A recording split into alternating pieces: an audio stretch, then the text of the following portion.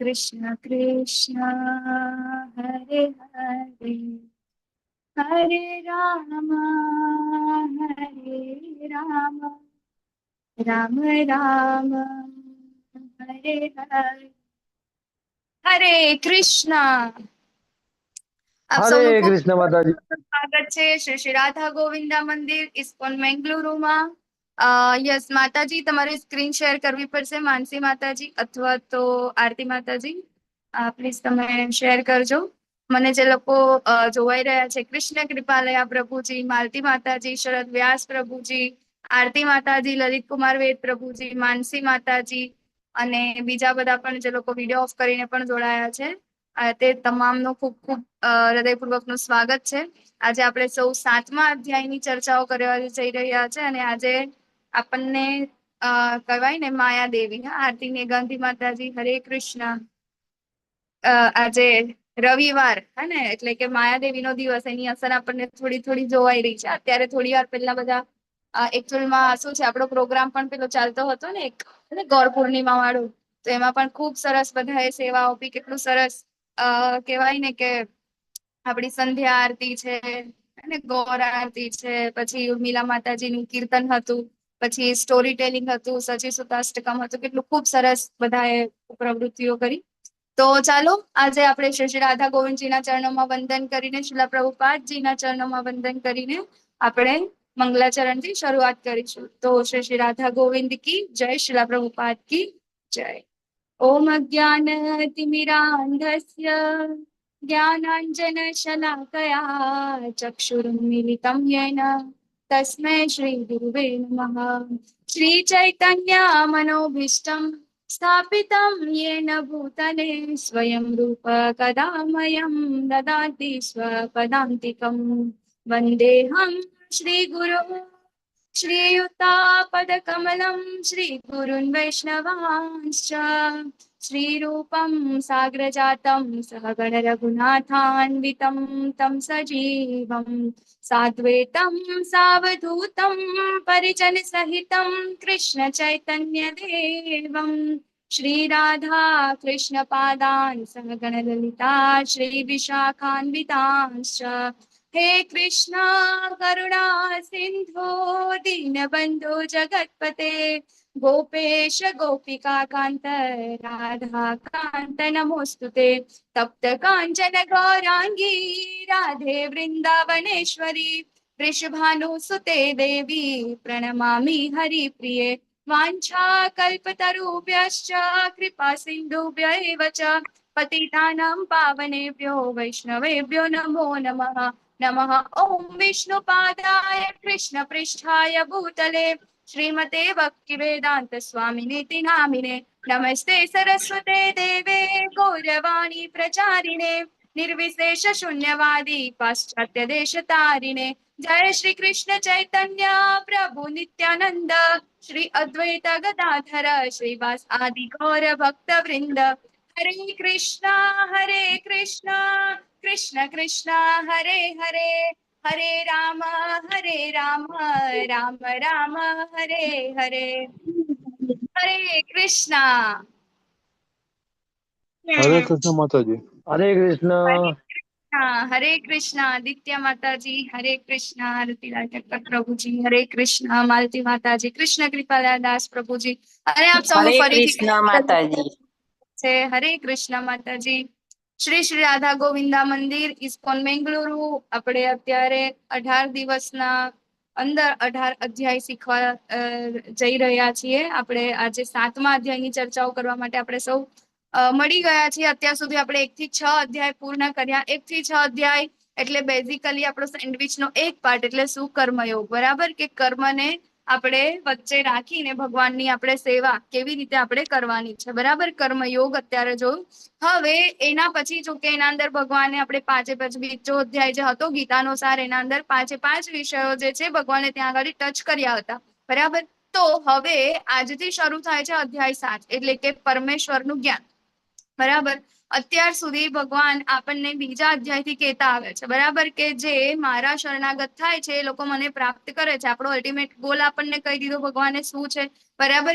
આપણે શું છીએ એ આપણને ખબર છે, અને બીજું થોડું ઘણું આપણને ભગવાને એમના વિશે પણ કહી દીધું છે, બરાબર. તો હવે આપણને એવું થાય કે આપણે જે છે, બરાબર, ભગવાને ગઈકાલે પણ છેલ્લે શું કીધું હતું, બરાબર, કે જે મારામાં શ્રદ્ધા રાખે છે, હે ને, અને યોગીનામ અપી સર્વેષામ, બરાબર, તો એ કેવો છે, સૌથી શ્રેષ્ઠ છે, યોગીઓમાં યોગી છે, બરાબર, મારામાં શ્રદ્ધા રાખે છે, મને શરણાગત થાય છે.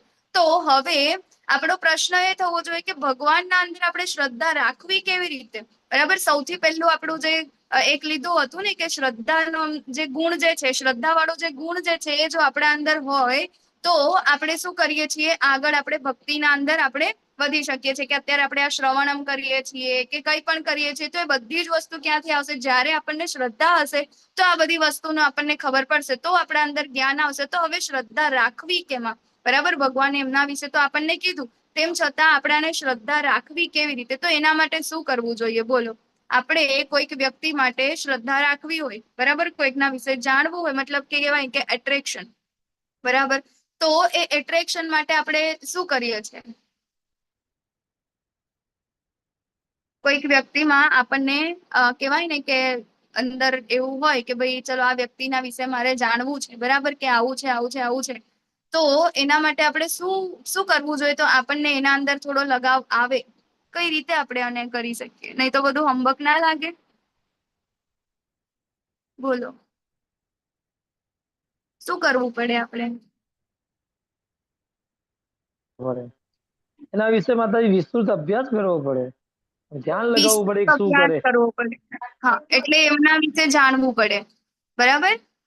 હા ને, એમના વિશે જાણવું પડે. જેમ કે આપણે કોઈ છોકરા અને છોકરીનું સગપણ થવાનું હોય, બરાબર, તો સૌથી પહેલા શું કરે, એના વિશે જાણે ને, કે છોકરો શું કરે છે, છોકરી શું કરે છે, એનું ફેમિલી કેવું છે, બેકગ્રાઉન્ડ કેવું છે, શું ભણેલા છે, શું કરે છે, એના વિશે આપણે બધું જાણવું જોઈએ, બરાબર ને. તો અહીંયા આગળ ભગવાનનું ઐશ્વર્ય, બરાબર, પરમેશ્વરનું જ્ઞાન જે છે એ પણ આપણે કેમ જાણવું જોઈએ, કારણ કે આપણે ભગવાનના અંદર શ્રદ્ધા લગાડવાની છે. શ્રદ્ધા હશે તો જ આપણે આપણા જે અલ્ટિમેટ ગોલ આપણો જે છે, ભગવાનનું ધામ, ભગવાનનો પ્રેમ જે છે, તો જ આપણે એમને પ્રેમ કરી શકીશું ને. નહીં તો પછી આપણે શું કરી શકવાના હતા, એમના વિશે ખબર જ ના હોય તો પછી, બરાબર. અત્યારે તમને કોઈ એવું કહી દે કે તમારે આ વ્યક્તિ છે તમારી સામે, તમારે એમને પ્રેમ કરવાનું છે, કે તમારે એમની પાસે જવાનું છે, તો કઈ રીતે આપણે કરી શકીએ, એના વિશે જાણવું તો પડે ને, કે ભાઈ શું છે આ, કેમ આપણે એને આટલું બધું ઉપર કેમ આપણે માનીએ છીએ, બરાબર ને. તો અહીંયા ગાડી છે અધ્યાય 7, એટલે કે આપણો જે હવે પછીના જે 6 અધ્યાય જે છે એ ટોટલી ભક્તિ યોગ, મોસ્ટ ઇમ્પોર્ટન્ટ આપણા અધ્યાય જે છે શું છે, ભક્તિ યોગના જે મેઇન મસાલો છે, કે જેને જાણીને આપણી શ્રદ્ધા જે છે એ ભગવાનના અંદર દ્રઢ થશે, ભગવાન વિશે આપણને જાણવા મળશે, અને ભગવાનની સાથે આપણે પ્રેમ કરી શકીશું, બરાબર. અને 9મા અધ્યાયના અંદર તો પરમ ગુહ્ય જ્ઞાન પણ આવે છે, બરાબર, કે આપણું અને ભગવાન સાથેનો જે સંબંધ જે છે એ પણ આપણને અહીંયા ગાડી જાણવા મળશે, બરાબર. તો આજનું આપણો ચેપ્ટર છે પરમેશ્વરનું જ્ઞાન, બરાબર. તો આપણે જે અધ્યાય છે એને ટોટલ 5 ભાગોના અંદર આપણે ભણીશું, કે કૃષ્ણ વિશેના જ્ઞાનનો મહિમા, કેમ આપણે એમના વિશે જ્ઞાન મેળવવાનું છે, ભગવાન શ્રી કૃષ્ણ જે છે એમની શક્તિઓ કેટલી છે, પછી એમને શરણાગત થવાથી શું થાય છે, કેવી રીતે શરણાગત થવાનું છે, પછી દેવી દેવતાઓની પૂજા કરે છે એ લોકોનું શું થાય છે, અને બ્રહ્મણાથી ભક્તિ સુધી છેલ્લે ભક્તિ આપણે કેવી રીતે કરવાની છે. તો હવે અહીં અગાડી ભગવાન એવું કહે છે કે હે પૃથાપુત્ર, હવે તું સાંભળ, બરાબર. અત્યાર સુધી અર્જુનજીને શું કીધું તું, પહેલા અધ્યાયના અંદર 5 પ્રશ્નો હતા, બરાબર. આપણે થોડુંક 2 મિનિટનું રિવિઝન કરીએ તો એના અંદર પહેલો અધ્યાય હતો, એના અંદર શું હતું, અર્જુનજીના 5 યુદ્ધ ન કરવા માટેના इसमें કારણ ये હતા. बता रहे कि कृष्ण भगवान का कैसे हुआ है। હરે કૃષ્ણ. कृष्ण भगवान के बारे में बोल रहे हैं। હરે કૃષ્ણ, કોણ બોલી રહ્યા છે? પ્લીઝ હેન્ડ રેઝ કરજો.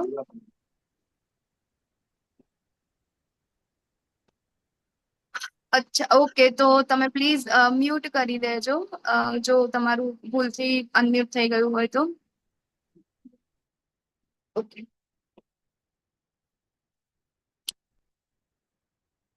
ચાલો. તો અહીં આગળ અર્જુનજીને ગીતાનો સાર જે છે બીજા અધ્યાયના અંદર બધું કહી દીધું, પાછું કન્ફ્યુઝન થયું કે હું જંગલમાં જઈને સંન્યાસી બની જાઉં કે પછી અહીં આગળ યુદ્ધ કરું, એટલે ભગવાને કર્મયોગ આપ્યો, પછી એના પછી શું આપ્યું ભગવાને? દિવ્ય જ્ઞાન આપ્યું. એના પછી ભગવાને કીધું કૃષ્ણ ભાવનાયુક્ત કર્મ કર અર્જુન. બરાબર, શું કરવાનું છે? તારે કર્મ કરવાનું છે, પરંતુ કર્મના જે ફળ છે એના પ્રત્યે તારે આસક્ત થવાનું નથી, એને ભોગવવાની આશા તારે રાખવાની નથી, કારણ કે ફળ કોણ આપે છે? એ હું આપું છું. બરાબર. એના પછી આપણે ગઈકાલે જોયું કે અધ્યાય 6, બરાબર, કે અર્જુન જે કે છે કે ભાઈ ભગવાને કીધું કે આ બધું કેમ આવું થાય છે, તો આપણી આત્મા કેવી છે? આ બધા મોહ માયાના અંદર ફસાઈ ગઈ છે. બરાબર. તો હવે એને બહાર કાઢવા માટે શું કરવાનું છે? આપણું મન જે છે એને લોકેશન જે આપણું રજોગુણ જે છે, બરાબર, તો એ ક્યાં રહે છે? તો એ આપણા મન અને ઇન્દ્રિયોના અંદર. પ્લીઝ અનમ્યુટ રાખજો. હરે કૃષ્ણ. આશા માતાજી, આપનું માઇક પ્લીઝ અનમ્યુટ કરજો. થેન્ક યુ માતાજી. તો અહીંયા ગાડી એમને કીધું, આપણને શું કીધું કે આપણી મન અને ઇન્દ્રિયો જે છે એના ઉપર જે આ જે મોહ જે છે, બરાબર, રજોગુણ ત્યાં આગાડી અસર કરે છે અને ત્યાંથી જ આપણું પતન થાય છે. તો આપણે શું કરવાનું છે? આપણા મનને આપણે શું કરવાનું છે?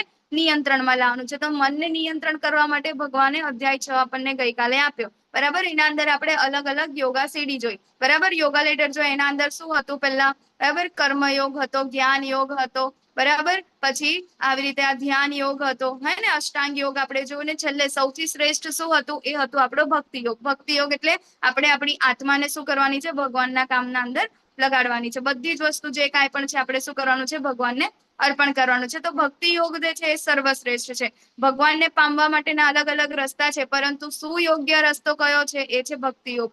એ કોને કીધું છે? ભગવાને આપણને કીધું છે. બરાબર. તો હવે આપણે ભગવાનની ભક્તિ કરવા માટે એમના શ્રદ્ધા જરૂરી છે, તો એમના માટે આપણે જાણવું જોઈએ. તો હવે આ ભક્તિ યોગ જે છે, આ 6 અધ્યાય, એના અંદર ટોટલ આપણે ભગવાન વિશે જાણીશું. તો અહીં અગાડી અર્જુનજી પૂછે કે હું કેવી રીતે એમની પાસે જાણી શકું? બરાબર. આપણને બી પ્રશ્ન થાય ને કે આપણે ભગવાન વિશે જાણવું હોય, બરાબર, તો કેવી રીતે જાણી શકાય? ક્યાંથી? એનો સ્ત્રોત શું? બરાબર. કઈ રીતે આપણે જાણી શકાય? હે ને? તો બધા કે ચાલો કોઈક જોઈને, બરાબર, તો જોઈને તો આપણને ભગવાનના અંદર આજ સુધી જોવાયા કોઈને? બરાબર, નથી જોવાતા. કેમ? કારણ કે આપણી ઇન્દ્રિયો કેવી છે?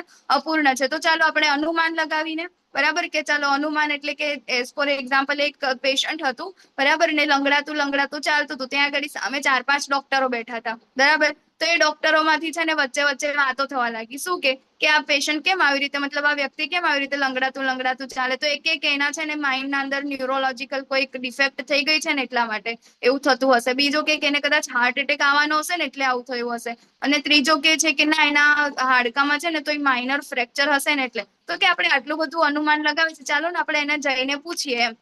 તો પેલા વ્યક્તિને જઈને પૂછે છે કે તમે કેમ આવું ચાલો છો એમ, કે શું થયું છે તમને? પેલાને તો આમ નવાઈ, મારું મતલબ કેટલું સારું હોસ્પિટલ છે, આ બધા ડોક્ટર, હું ખાલી આટલું ચાલુ છું, એમાં મને કેટલી ચિંતા છે એમને મને પૂછવા આવ્યા. ત્યારે કે છે કે મને કશું નથી થયું, પણ છે ને મારું ચપ્પલ તૂટી ગયું છે ને એટલે હું આવી રીતે લંગડાતો ચાલુ છું. બરાબર.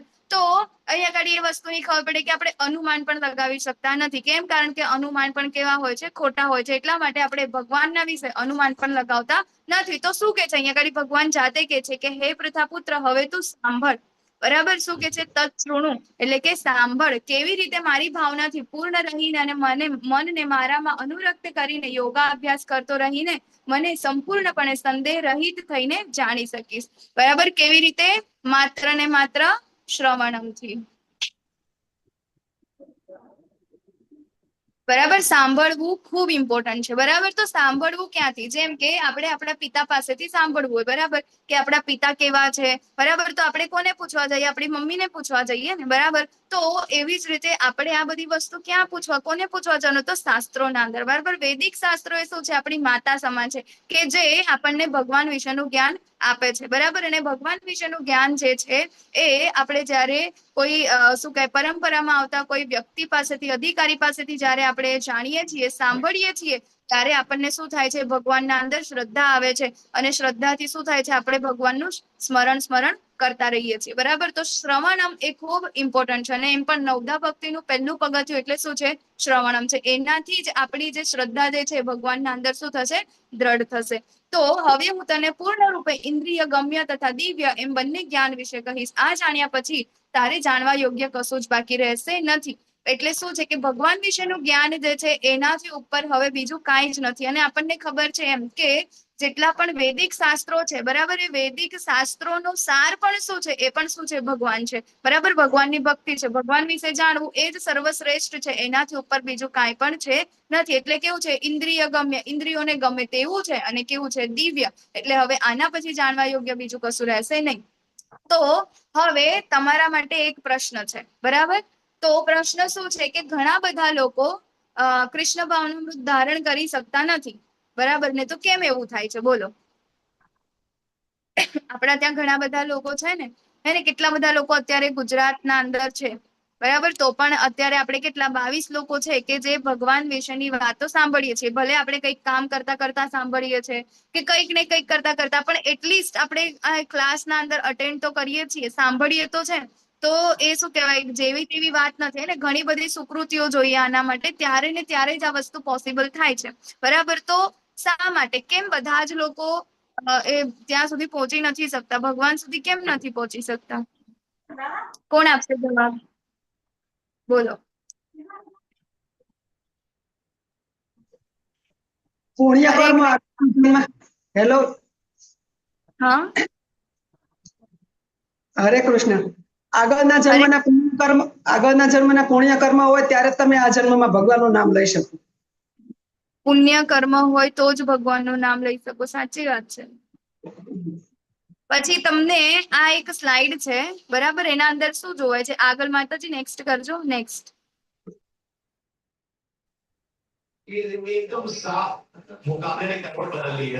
આ સ્લાઇડમાં શું જોવાય છે કોઈને?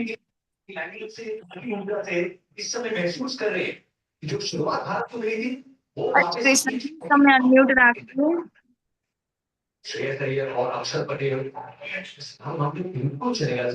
જોવાય છે કોઈ?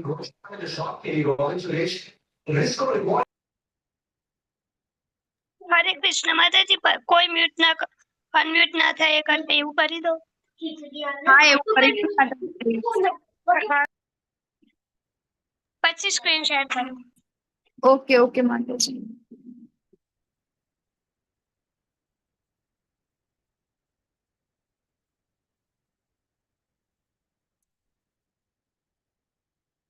ઓકે બરાબર. તો તમને આ સ્ક્રીનના અંદર અત્યારે આવશે બરાબર. તો એના અંદર આપણને એક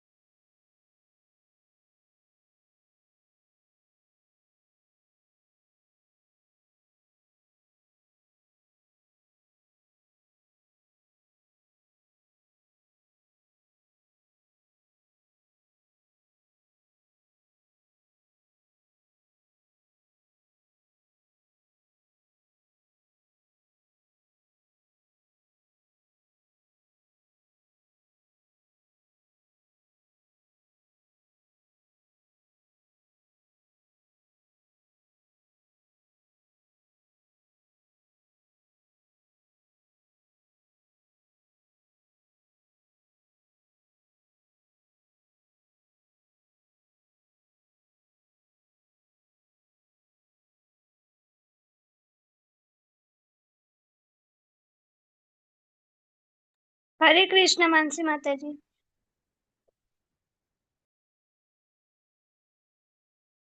हरे कृष्ण।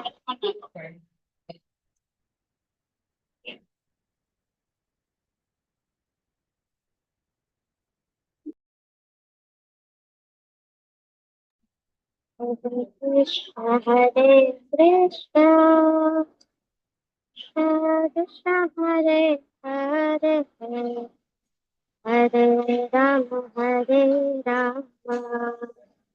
राम राम हरे हरे हरे कृष्ण कृष्ण कृष्ण हरे हरे हरे राम राम राम हरे हरे हरे कृष्ण कृष्ण कृष्ण हरे हरे हरे राम राम राम हरे हरे हरे कृष्ण कृष्ण कृष्ण हरे हरे हरे राम राम राम हरे हरे हरे कृष्ण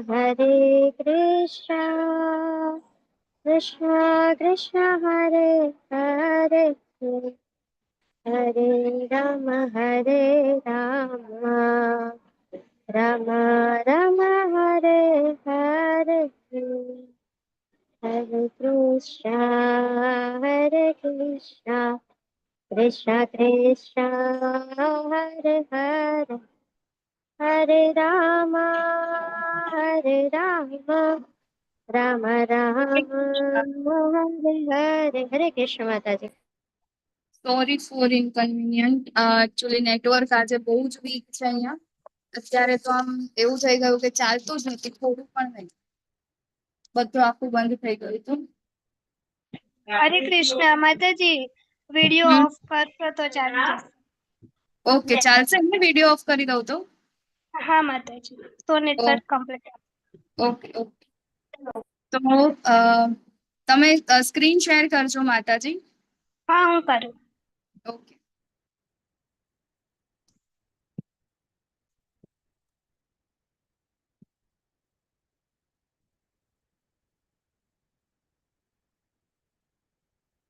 તો આપણી જ્યાં નેક્સ્ટ સ્લાઇડ છે બરાબર, એના અંદર ભગવાન કહે છે કે મનુષ્યાણામ સહસ્ત્રેષુ, એટલે કે ઘણા બધા હજારો મનુષ્યોમાંથી કોઈ એક જ સિદ્ધિ પામવા માટે પ્રયત્ન કરે છે. તો ઘણા બધા લોકો રેસના અંદર એટલે કે મેરેથોનના અંદર ભાગ લે છે, પરંતુ મેડલ મેળવવા માટે તો માત્ર થોડા ઘણા લોકો જ પ્રયત્ન કરે છે, બરાબર. અને એમાંથી પણ સિદ્ધિ કોને પ્રાપ્ત થાય છે, મેડલ કોને મળે છે, ઘણા ઓછા લોકોને. તો એવી જ રીતે ભગવાનને પ્રાપ્ત કરવા માટે ઘણા બધા જ લોકો શું કરે છે, પ્રયત્ન કરે છે, બરાબર. ઘણા બધા લોકો ભક્તિના આવી રીતે અલગ અલગ યોગના અંદર બરાબર એવી રીતે જાય છે, પરંતુ જે છે હે ને ઘણા બધામાંથી થોડા ઘણા લોકો જ જે છે એ ભગવાનને પ્રાપ્ત કરી શકે છે, બરાબર. તો હવે કેમ આના અંદર કેમ એવું છે, કેમ ખાલી થોડા ઘણા લોકો જ ભગવાનને પ્રાપ્ત કરી શકે છે, બરાબર? કેમ? કારણ કે આપણે ગઈકાલે પણ જોયું એવી રીતે આમાં ભટકવાના ચાન્સીસ ઘણા બધા છે, ઘણા બધા રસ્તા છે ભગવાનને પ્રાપ્ત કરવાના, પરંતુ બરાબર એના અંદરથી આપણે જે યોગ્ય રીતે હે સુયોગ્ય રસ્તો જ્યારે આપણે નથી એ કરતા, અને જ્યારે આપણે આપણા ગુરુ આપણને જે કાંઈ પણ કહે છે, આચાર્યો કહે છે, આપણે પ્રોપર આપણે જ્યારે એને ફોલો નથી કરતા, અને એની સાથે સાથે બરાબર માતાજીએ કીધું એવી રીતે હે ને કે આપણા જે કર્મો જે છે બરાબર એ પણ ઇમ્પોર્ટન્ટ છે. તો આપણે શું કરવાનું છે? માર્જનમ માર્જનમ માર્જનમ, એટલે કે આજે જો આપણે શું કહેવાય મેરેથોનના અંદર ભાગ લેવા માટે આપણે જો આજથી પ્રિપેર કરીએ બરાબર, તો જરૂરી નથી કે આ વાળી જે પહેલી મેરેથોન છે એના અંદર જ આપણને ગોલ્ડ મેડલ મળી જાય, બરાબર? પરંતુ શું થશે? આપણે વારંવાર ભાગ લેવો પડશે હે ને, વારંવાર ભાગ લઈશું તો એક મેરેથોન તો એવી હશે કે જેના અંદર આપણને ગોલ્ડ મેડલ મળી જશે. કેમ? કારણ કે પ્રેક્ટિસ મેક્સ મેન પરફેક્ટ હે ને. ગઈકાલે ભગવાને પણ કીધું આપણે શું કરવાનું છે? વારંવાર શું કરવાનું છે? એની પ્રેક્ટિસ કરવાની છે, બરાબર? તો જ્યારે આપણે પ્રેક્ટિસ કરીશું તો શું થઈશું? આપણને ભગવાનને પ્રાપ્ત કરી શકીશું, એવું ભગવાન આપણને કહે છે. તો હવે અર્જુનજીનો પાછો મતલબ આવ્યો પ્રશ્ન હોય બરાબર, કે આપણને પણ પ્રશ્ન એવો થાય કે ભગવાન ચલો બધા કહે છે કે તમને શું કહેવાય સાંભળીને ને એવી રીતે તમારામાં શ્રદ્ધા આવે, પણ ઘણા બધા લોકો તો એવા છે, નેક્સ્ટ કરજો માતાજી, કે જે લોકોને ભગવાનના અંદર એમને તો ખાલી જોઈને જ ખબર પડે કે ના મને તો જોઈને તમે બતાવો ભગવાન ક્યાં છે, બરાબર ને? ઘણા બધા લોકો એવા હોય કે કહે છે કે ભગવાન તો નથી, ભગવાન તો નિરાકાર છે, તો મને બતાવો કે ભગવાન ક્યાં છે. તો એના માટે ભગવાન અહીંયા ગાડી કહે છે, શું કહે છે? એમની શક્તિઓ વિશેની વાત કરે છે, બરાબર? કે આપણે ભગવાનને ક્યાં ક્યાં જોઈ શકીએ છીએ. તો ભગવાન અહીંયા ગાડી એમની બે શક્તિઓ વિશે વાત કરે છે, એક એમની અપરાશક્તિ અને બીજી છે પરાશક્તિ, બરાબર ને? તો ભગવાનની અપરાશક્તિ એટલે કે ભગવાનની જે આ 5 મહાભૂતથી બનેલી જે છે હે ને ભૌતિક શક્તિઓ, કઈ કઈ છે? 5 મહાભૂત: પૃથ્વી, જળ, અગ્નિ, વાયુ, આકાશ, મન, બરાબર? અને એની સાથે બીજા 3 સૂક્ષ્મ, એક સૂક્ષ્મ શરીર, બરાબર? એટલે 8 તત્વો કયા? મન, બુદ્ધિ અને અહંકાર, અને પેલા 5 પૃથ્વી, જળ, અગ્નિ, વાયુ અને આકાશ, 8 તત્વોની એવી છે ભૌતિક છે, બરાબર? તો એ કે છે, અને બીજી છે કે જે જીવોની બનેલી છે, બરાબર? શું કે છે કે એ જે આ જીવોની બનેલી છે ને એ કેવું છે? એ છે સુપીરિયર શક્તિ છે, અને પેલી કેવી છે? ઇન્ફિરિયર છે, એટલે કે કેવી છે? નિકૃષ્ટ શક્તિ છે, બરાબર? કે જે 5 મહાભૂત અને 3 જે પેલું સૂક્ષ્મ શરીર છે હે ને 8 તત્વોની બનેલી છે. આ ભૌતિક પ્રકૃતિ જે છે એ કેવી છે? મારી ઉતરતા ક્રમની છે, અને જ્યારે આ જીવોની બનેલી જે છે પરાશક્તિ મારી જે છે એ કેવી છે? ચડિયાતી છે, બરાબર? તો એ ભૌતિક તો શું થાય છે? તો ઘણા વર્ષોથી એવું થાય છે કે જ્યારે આ જીવ જે છે એ શું કરે છે? ભૌતિક પ્રકૃતિના સંસર્ગમાં આવે છે. જેમ કે જીવ જે છે એનો જન્મ થયો, બરાબર? એ જન્મ મતલબ અહીંયા ગાડી પૃથ્વી ઉપર આવે છે, બરાબર? તો એને શરીર શેનું મળે છે? 5 મહાભૂત એટલે 8 તત્વોનું જ. આપણે આપણી આજુબાજુ જેટલું કાંઈ પણ જોઈએ છીએ, આપણું શરીર પણ છે, બધું શું છે? 5 મહાભૂત જ છે, બરાબર? અને આપણા શરીરના અંદર જે સૂક્ષ્મ શરીર છે, મન, બુદ્ધિ અને અહંકાર, બરાબર? તો એ જે છે બરાબર, તો એ બધું શું છે? ભગવાનની આ કેવી છે? ભૌતિક પ્રકૃતિ છે. તો જેવો જીવ અહીંયા ગાડી આવે છે એટલે શું કરે છે? આ ભૌતિક પ્રકૃતિ સાથે શું કરે છે? સંઘર્ષ કરે છે. સંઘર્ષ શેના માટે કરે છે?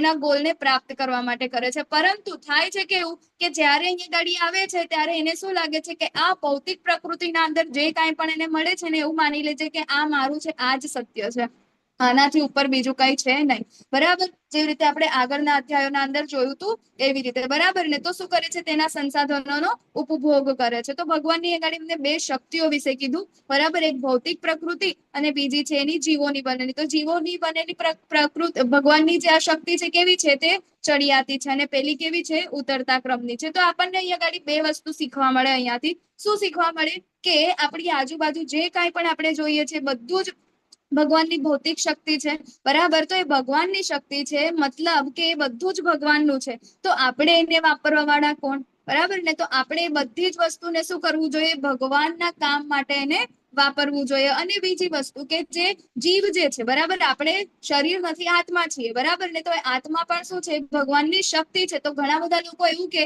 હું ભગવાન છું, પોતે ભગવાન બની જવાની આશા છે. તો અહીંયા ગાડી આપણને એ વસ્તુ ખબર પડે છે કે એ પણ શું છે? ભગવાનની શક્તિ છે, પરંતુ એ ભગવાન નથી, બરાબર? બાપ છે, પરંતુ બેટો એ બાપ બની શકતો નથી. તો અહીંયા ગાડી જીવ જે છે એ પણ શું છે? ભગવાનની શક્તિ છે. હા, ચડિયાતા ક્રમની છે, પરંતુ એ ભગવાન જાતે નથી, બરાબર ને? ભગવાન ના બની શકે. બરાબર છે. તો અહીંયા આગળ બે વસ્તુ આપણને શીખવા મળે છે. પછી બીજું ભગવાન શું કહે છે કે સર્વ યોજાયેલા જીવોનો ઉદ્ભવ આ બંને શક્તિઓમાં રહેલો છે. આ જગતમાં જે કાંઈ ભૌતિક અને આધ્યાત્મિક છે તે સર્વની ઉત્પત્તિ તથા વિનાશ રૂપ મને જ જાણ. બરાબર, આ બધું જે કાંઈ પણ આવે છે, આપણે કઈક પહેલા દિવસે જોયું હે ને, તો ગોલોક ચાર્ટના અંદર એમાં પણ જે મહાવિષ્ણુ હતા એમના રંધ્રોમાંથી કેટલા અસંખ્ય બ્રહ્માંડ નીકળતા હતા. બરાબર ને, તો એ બધી જ વસ્તુ જે છે એ શું થાય છે, એમની ઉત્પત્તિ અને વિનાશ રૂપ. જયારે એનો વિનાશ થાય છે ત્યારે બધું જ એ શું થાય છે, ભગવાનના અંદર વિલીન થઈ જાય છે. એટલે બધાનું સ્ત્રોત કોણ છે, આદિ સ્ત્રોત કોણ છે, એ ભગવાન છે. તો ભગવાન કહે છે કે હે ધનંજય, મારાથી શ્રેષ્ઠ એવું કોઈ તત્વ એટલે કે આ સત્ય નથી. જેવી રીતે મોતી દોરામાં ગૂંથાયેલા રહે છે તેવી રીતે સર્વ કાંઈ મારા આધારે રહેલું છે. બરાબર.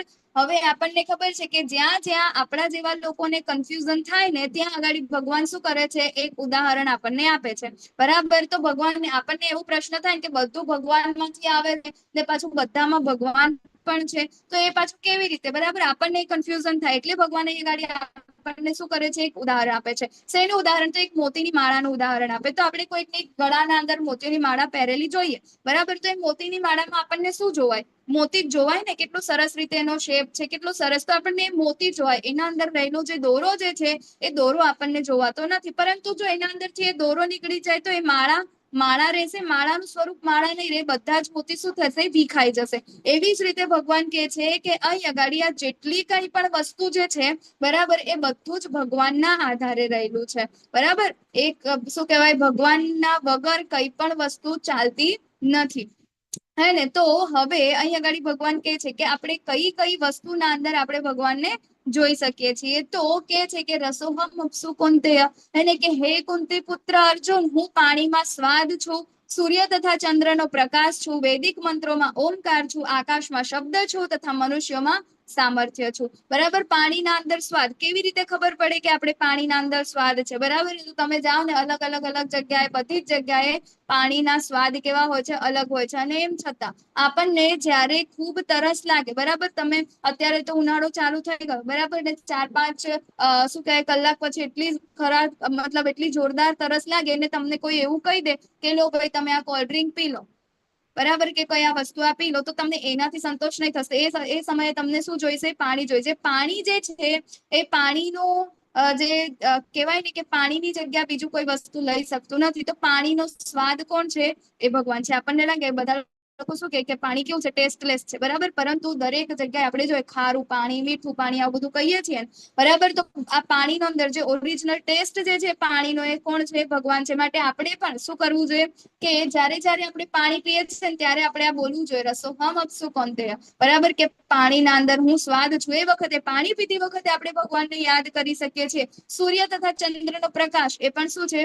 ભગવાન છે. બરાબર. આપણે સૂર્ય અત્યારે તો હવે ઉનાળો આવે એટલે સનસેટ પોઈન્ટ ને સનરાઈઝ પોઈન્ટ જોવા માટે કેટલા બધા લોકો જશે ને, રૂપિયા ખર્ચે એના, કે કેટલું સુંદર લાગે છે ને, નયન રમ્ય દ્રશ્ય આપણને લાગે. તો એ બધું શું છે? એ ભગવાન કારણ છે. એકવાર પ્રભુપાદ છે ને મોર્નિંગ વોક ઉપર જતા હતા અને ત્યાં આગળ એમના એક ડિસાઇપલ હતા, બરાબર. એક શિષ્ય એમને કીધું કે વાહ પ્રભુપાદ, કેટલું સરસ સુંદર મજાનું દ્રશ્ય છે કે સૂર્ય ઉગે છે અને એના શું કે કિરણો આવે છે ને, તો કેટલું સરસ સનરાઈઝ, કેટલો સરસ છે. ત્યારે પ્રભુપાદ કહે છે કે તું ખાલી આ સૂર્યને શું કહેવાય સનરાઈઝ આટલું બ્યુટીફુલ લાગે છે, તો વિચાર કર કે જેને આટલું આ સરસ સનરાઈઝ બનાવ્યું છે, બરાબર, એ સૂર્યના અંદરથી નીકળતી જે આ પ્રકાશ જે છે એ જે બનાવવાળા એ કેટલા સુંદર હશે. તો આપણે બધી વસ્તુ શું જોઈએ છે? આપણે આપણી સામે જે આપણને જોવાય છે ને અપૂર્ણ ઇન્દ્રિયોથી, એ જ જોવે છે. પરંતુ એની બિયોન્ડ પણ કંઈક વસ્તુ છે, બરાબર, કે જેના કારણે એ વસ્તુ એટલી સુંદર લાગે છે. તો એ પ્રકાશના કારણે એટલું સુંદર લાગે છે. તો એ પ્રકાશ કોણ છે? એ ભગવાન છે. બરાબર. તો સૂર્ય તથા ચંદ્રનો પ્રકાશ કોણ છે? એ ભગવાન છે. અને આપણને ખબર છે કે ચંદ્રના પ્રકાશ વગર આપણે જેટલી પણ વનસ્પતિ છે, વનસ્પતિના અંદર કલર, ટેસ્ટ, બરાબર, સ્મેલ, એ બધી જ વસ્તુ ચંદ્રના પ્રકાશ વગર આવી શકતી નથી. એટલે શું કે છે અહીં ચંદ્રનો પ્રકાશ પણ હું જ છું. વૈદિક મંત્રોમાં ઓમકાર છું. વૈદિક મંત્રોના અંદર ઓમકાર કેમ? કારણ કે જેટલા પણ મંત્રો જે છે એ મંત્રોનું શરૂઆત ઓમથી થાય છે. બરાબર. તો અહીં આગળ ભગવાન કહે છે કે બધા મંત્રોના અંદર ઓમ હું છું. આકાશના અંદર શબ્દ તથા મનુષ્યોના અંદર સામર્થ્ય હું છું. આકાશના અંદર શબ્દ ના હોત બરાબર. તો આપણે કઈ વસ્તુ બોલી શકતા ના બોલી શકતા, આપણે વાતચીત બી ના કરી શકીએ. બરાબર, ખબર આપણને લેંગ્વેજ જ ખબર ના પડે. એટલે શબ્દ પણ શું છે? ભગવાન છે. મનુષ્યોના અંદર સામર્થ્ય, આપણે જે કાંઈ પણ કરી શકીએ છીએ એ બધું જ શેના કારણે થાય છે? ભગવાનના કારણે થાય છે. બરાબર. તો અહીંયા ગાડી ભગવાન કૃષ્ણ પાણીના સ્વાદ વિશે કેમ બોલે છે એની ચર્ચા પણ આપણે કરી. અને અહીંયા ગાડી કઈ કઈ વસ્તુના અંદર આપણે ભગવાનને જોઈ શકીએ છીએ એ પણ આપણે જોયું. તો એક ટેબલ છે એના અંદર આપણને ડિટેલમાં જોવા મળે છે કે ભગવાન અહીંયા ગાડી આપણને કહે છે કે કઈ કઈ ભૌતિક વસ્તુઓના અંદર આપણે ભગવાનને જોઈ શકીએ છીએ. આ કોના માટે છે? કે આપણા જેવા લોકો માટે, કે આપણને ભગવાનનું શ્રવણ કરવાથી પણ શું થાય? શ્રદ્ધા ના આવે તો આપણે બીજી બધી જગ્યાએ, બરાબર, આપણે ક્યાં જોઈ શકીએ છીએ ભગવાન? તો પાણીના અંદર સ્વાદ, સૂર્ય અને ચંદ્રના અંદર પ્રકાશ, વૈદિક મંત્રોના અંદર ઓમકાર, બરાબર, આકાશના અંદર અવાજ, મનુષ્યોના અંદર ક્ષમતા, પૃથ્વીની સુગંધ, અગ્નિની ગરમી, બરાબર, બધા જીવોના અંદર જીવન, તપસ્વીઓના અંદર તપસ્યા, બધું જે અસ્તિત્વમાં છે એનું મૂળ બીજ ભગવાન છે. બરાબર, બુદ્ધિશાળીઓની બુદ્ધિ, પછી શક્તિશાળી પુરુષોના અંદર પરાક્રમ, અને મજબૂત જે વ્યક્તિ હોય એનાની તાકાત, બરાબર, અને ધાર્મિક સિદ્ધાંતોની વિરુદ્ધ નથી એવું જાતીય જીવન પણ કોણ છે? ભગવાન છે. તો અલગ અલગ વસ્તુઓના અંદર આપણને અહીંયા ગાડી ભગવાન કહે છે કે આ બધી જ વસ્તુ હું છું. બરાબર. તો કેટલાક લોકો ભગવાન કૃષ્ણ વિશે કેમ નથી જાણતા? બરાબર. તો અહીંયા ગાડી આપણને ખબર છે. તો અહીંયા નેક્સ્ટ સ્લાઇડના અંદર જ આપણને એનો જવાબ પણ આપેલો છે. બરાબર. અને તમને લોકોને પણ એનો જવાબ, તમને જે કાંઈ પણ તમને ખબર છે તમે લોકો ચેટ બોક્સના અંદર આપો.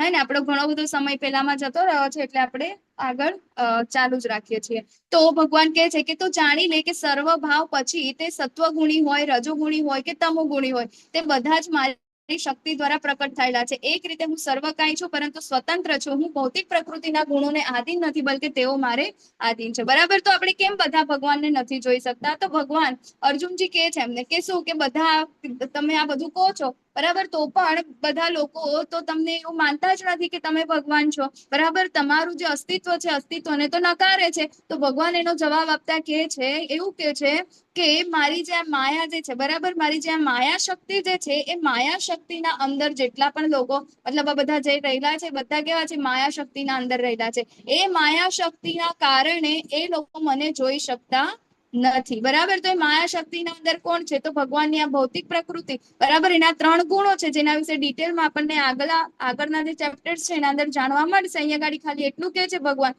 કે જે અમારી આ શક્તિ જે છે, બરાબર, માયાદેવી જે છે, ભૌતિક પ્રકૃતિના 3 ગુણો, જ્યારે ભૌતિક પ્રકૃતિ કે જે રજોગુણ, તમોગુણ અને સત્વગુણ, એના દ્વારા બધા જ લોકો કેવા છે? બરાબર, એનાથી છે. એટલા માટે, પરંતુ જે આ શક્તિ જે છે માયાદેવી, ભગવાન શું છે? એના ઉપર છે, માયાધીશ છે. હે ને, તો આપણે બધા કેવા છે? પ્રકૃતિના અંડરમાં છે. બરાબર, કે એટલે ભૌતિક પ્રકૃતિના નિયંત્રણમાં છે આપણે લોકો. અને જે ભૌતિક પ્રકૃતિ જે છે એ ભગવાન શું છે? એના નિયંત્રક છે. એટલા માટે આપણે ભગવાનને જોઈ શકતા નથી. બરાબર. જેમ કે આપણે ફોર એક્ઝામ્પલ આપણી સામે કોઈ શું કહેવાય, પડદો હોય, બરાબર, ને તો પડદાની પેલી બાજુ આપણે જોઈ શકતા નથી. હે ને, તો જેવી રીતે ખબર પપેટનો શો અહીંયા આગળ આપણને જે પિક્ચરના અંદર દેખવા મળે છે ને, તો આપણે જે શો જોવા જઈએ છે ને, તો એ પપેટના અંદર આપણને પપેટ હલતા ડુલતા એ જોવા મળે છે, પરંતુ એને કોણ હલાવે છે એ આપણને જોઈ શકતા નથી. બરાબર ને. તો અહીં આગળ એવું છે કે ભગવાન જે છે એ કેવા છે? માયાધીશ છે, ભૌતિક પ્રકૃતિના નિયંત્રક છે, પરંતુ આપણે કેવા છે? ભૌતિક પ્રકૃતિના આધીન છે. એટલા માટે આપણે ભગવાનને જોઈ શકતા નથી. બરાબર. તો 3 ગુણો છે, રજોગુણ, તમોગુણ અને સત્વગુણ. તો એના દ્વારા આપણું મોહ પામેલું આ જે જીવન જે છે, બરાબર, તે કેવા છે? ગુણાતીત છે. આપણે બધા એને ગુણોના આધીન છે, એટલે આપણે કેવા છે? ગુણાતીત છે. અને ભગવાન કેવા છે? ગુણાધીશ છે. હે ને, એટલા માટે આપણે આ જે ભગવાન જે છે આપણે એમને જોઈ શકતા નથી. અને તો વ્યક્તિ કેવી રીતે માયાની પકડમાંથી બહાર નીકળી શકે? બરાબર. તો આપણને ખબર છે કે જે શું કહેવાય, જે લોકો ખરેખર માયાથી બંધાયેલા નથી એમના શરણે જઈએ તો આપણે માયાથી છૂટી શકીએ. જેમ કે આપણે કોઈ દોરીથી બાંધેલા હોય, બરાબર, દોરડાથી કોઈ બાંધેલા હોય, તો એ દોરડાથી બાંધેલા વ્યક્તિઓ કેવી રીતે છૂટી શકે? એના હાથ પગ ને બધું જ બાંધેલું છે, તો એને કોણ છોડી શકે? કે જે લોકો ખરેખર પહેલા બંધાયેલા નથી એ લોકો જ એને છોડી શકે ને. બરાબર. તો એવા કયા લોકો છે કે જે આપણે શું કહેવાય, જે શું કહેવાય, દોરીને છોડી શકે? તો એકચ્યુઅલમાં જે લોકો બંધાયેલા નથી એ લોકો દોરીને છોડી શકે. બરાબર. તો પહેલું તો દોરીથી ઉપર, હે ને, તો કોણ છે? કે ભગવાન છે. તો ભગવાનના શરણે આપણે જયારે જઈશું, એ કોણ છે? માયા ધીશ છે, બરાબર ને? તો આપણે જ્યારે એમના શરણે જઈશું તો માયાથી આપણે શું કરીશું? છૂટી જઈશું. અને બીજું કે જે લોકો બંધાયેલા નથી, એટલે કોણ? કે આપણા આચાર્યો, પ્રમાણિત ગુરુ જે છે, બરાબર? તો આપણે એમની પાસે જઈશું ત્યારે શું થશે? આપણું આ ધીરે ધીરે ધીરે ધીરે આપણે પણ શું થઈશું? આ માયામાંથી છૂટી જશું. ભગવાન જાતે કહેશે, શું કહે છે અહીંયા ગાડી? દેવી હેષા ગુણમયી મમ માયા દુરતે મામે વયે પ્રપદ્યંતે માયા મેતામ તરંતી તે. શું કહે છે? કે ભૌતિક પ્રકૃતિના 3 ગુણોની બનેલી આ મારી દેવી માયાને જીતવી કેવી છે? અત્યંત દુષ્કર છે, બહુ જ ડિફિકલ્ટ છે. અને આપણને બધાને ખબર છે ને, માળા કરવા બેસે ત્યારે આપણું મન કેટલી બધી વાર, કરોડો વાર બધે ફરી આવે છે ને, બરાબર? જ્યારે ભગવાનનું કંઈ કામ આવે છે ત્યારે જ આપણને બીજા 1000 જાતના કામ યાદ આવી જાય, પરંતુ એ વખતે આપણે ભગવાનનું કામ મૂકીને આપણે બીજું બધું જ કરીએ છીએ. અને કેમ? કારણ કે માયાદેવી, બરાબર? તો માયાદેવી જે છે એને જીતવા કેવા છે? અત્યંત દુષ્કર છે. એવું કોણ કે છે? ભગવાન કે છે, કે જે એમનું નિયંત્રણ કરે છે, જે ભગવાનની શક્તિ છે, જે ભગવાન એમને બનાયા છે, બરાબર? એવું કે છે કે આને જીતવી કેવી છે? અત્યંત દુષ્કર છે. પરંતુ એનો પણ ઉપાય આપ્યો છે ભગવાને. શું કે છે? કે જેઓ મને શરણાગત થઈ જાય છે તેઓ તેને સરળતાથી પાર કરી જાય છે. તો ઇમ્પોર્ટન્ટ શું છે? આપણે શરણાગત થવું પડે, બરાબર? તો શરણાગત આપણે ડાયરેક્ટ ભગવાનને કેવી રીતે થઈ શકીએ? આપણે તો ભગવાનનો સાક્ષાત્કાર કર્યો જ નથી. તો આપણને પાછલા ચેપ્ટર્સના અંદર ભગવાને કહી દીધું છે, બરાબર? કે જેને સાક્ષાત્કાર કર્યો છે, બરાબર ને? એવા કોના? પ્રામાણિક ગુરુ પાસે આપણે જ્યારે જઈ અને શું કરીશું? આપણે એમને વિનમ્રતાથી, બરાબર, પ્રશ્નો પૂછીશું અને એમને આપણે શરણાગત થઈશું, એમની સેવા કરીશું, તો શું થશે? આપણને આ રસ્તો બતાવશે. એ લોકો આ માયાથી બંધાયેલા નથી, બરાબર ને? તો એ લોકો માયાથી નથી બંધાયેલા એટલે આપણને શું કરશે? આ માયાની દોરીથી છોડવાના અંદર આપણને મદદ કરશે. તો આપણે શું કરવું પડશે? શરણાગત થવું પડશે. પછી અહીંયા ગાડી કે છે કે 4 પ્રકારના લોકો જે છે એ શું કરે છે? ભગવાનના શરણે જતા જ નથી, બરાબર? અહીંયા ગાડી તો આપણી વાત થઈ કે આપણે કઈ રીતે ભગવાનને આજે માયા જે છે, બરાબર, એનાથી શરણાગતિ થઈને આપણે ભગવાનને પ્રાપ્ત કરી શકીએ. પરંતુ 4 પ્રકારના લોકો એવા છે કે જે ભગવાનના શરણે જતા જ નથી, બરાબર? તો કયા કયા છે? તો એક જે છે કેવા છે? મૂર્ખ છે, બરાબર? મૂર્ખ વ્યક્તિઓ છે, બરાબર? કે મૂર્ખ વ્યક્તિઓ કેવા છે? કે જેઓને પોતાનું વિશે જ, પોતાનું ભલું શું છે એ જ ખબર નથી, બરાબર? મૂર્ખ છે કે આખો દિવસ સવારથી સાંજ સુધી મજૂરી કરીને શું કરે છે? પોતાના માટે બધું યુઝ કર્યા કરે છે, અને ખબર જ નથી કે મારે કરવાનું છે, મારા માટે સારું શું છે, ખરાબ શું છે, બરાબર? મૂર્ખ છે. પછી બીજા છે કે જે મનુષ્યમાં અધમ છે, બરાબર? અધમ સાવ કહેવાય ને કે શું કહેવાય? એ માનતા જ નથી, બરાબર? કે સાવ કહેવાય ને કે પશુ યોનિના અંદર આવે, બરાબર? કે એ લોકો કેવા છે? કે મનુષ્ય કહેવાના જ લાયક નથી, બરાબર? એવા કેવા છે? અધમ છે. પછી બીજું છે માયા અપિહત જ્ઞાના, એટલે કે જેનું જ્ઞાન જે છે કેવું છે? માયા વડે હરાઈ ગયું છે. એટલે કે માયાને શું કહે? એનું જ્ઞાન જે છે કેવું થઈ ગયું છે? ભગવાન એને કિડનેપ કરી લીધું છે, હરાઈ ગયું છે. એટલે કે એવા કેવા લોકો છે? વૈજ્ઞાનિકો, દાર્શનિકો, બરાબર? જે લોકો કહેવાતા તો ઘણા મોટા મોટા જ્ઞાનીઓ છે, બરાબર? પરંતુ એ લોકો શું કે છે? કે આ બધું તો એવું કઈ ના હોય, ના ને તે, બરાબર? તો ભગવાન શું કરે છે? એ લોકોનું જ્ઞાન હરી લે છે. એટલે એ લોકો જે છે એ ભગવાનની સામે જતા